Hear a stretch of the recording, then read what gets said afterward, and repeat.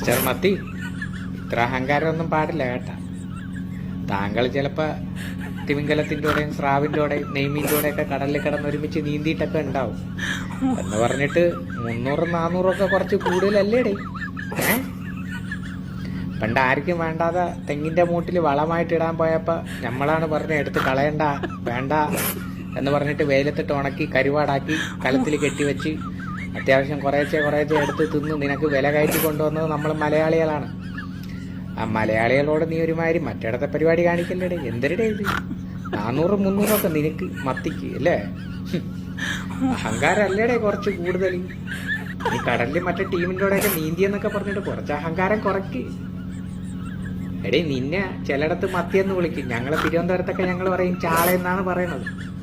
കൂതറ പേരും വെച്ചിട്ട് 300-400 കൂട്ടാൻ പാടണ്ടാടേ. കുറയ്ക്കടേ, കുറച്ച് കുറയ്ക്ക്.